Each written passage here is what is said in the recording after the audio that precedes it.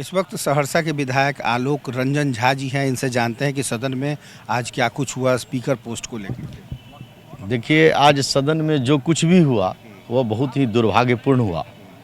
दुर्भाग्यपूर्ण इसलिए हम कह रहे हैं कि जब आपको पता है कि हमारे पास बहुमत नहीं है तो सदन की जो परंपरा रहनी चाहिए उसको कायम रखना चाहिए।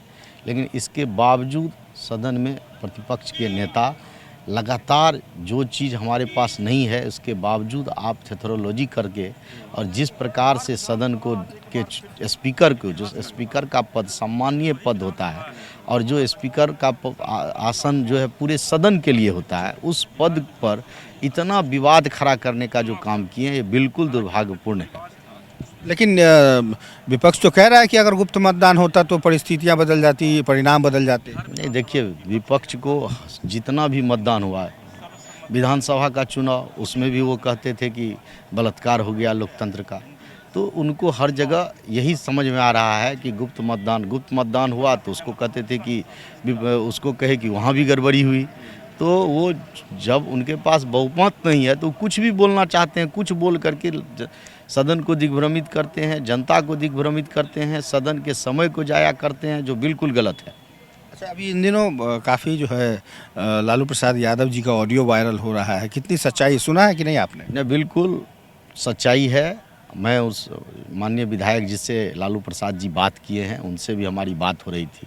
वो भी अपनी आप बीती बता रहे थे कि उन्होंने कहा कि हमसे जब फ़ोन किए हमको लगा कि हमको बधाई देने के लिए किए हैं।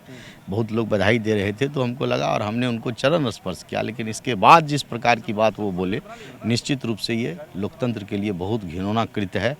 और हम मांग करते हैं सरकार से कि निश्चित रूप से लालू प्रसाद जी पर कार्रवाई हो, लालू प्रसाद जी को तिहाड़ जेल भेजा जाए।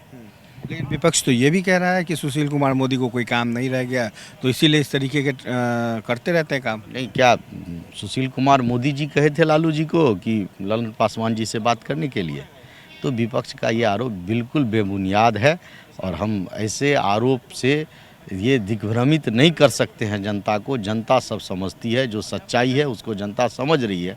ये शुरू से जो इनका आचरण रहा है, दूसरे दल को तोड़ करके अपने में मिलाने के लिए का जो प्रयास इनका है, जो ये चाहते हैं वो सफल नहीं हो सकेगा। बिहार की जनता एनडीए को बहुमत दी है और बिहार का विकास एनडीए ही कर सकती है। तो देखा आपने, आलोक रंजन झा जी ने साफ तौर पे कहा कि विकास के लिए एनडीए कृत संकल्प है और आगे भी काम करती रहेगी। लेकिन ऑडियो का जहाँ तक सवाल है तो ऑडियो ये बता रहे हैं कि ये ऑडियो बिल्कुल सही है और जिस तरह से इनके विधायक को अपने पाले में करने की बात कही गई तो ये कहीं ना कहीं एक अच्छी राजनीति नहीं है। सहयोगी नीरज के साथ Kumar Gautam, news for nation, Patna.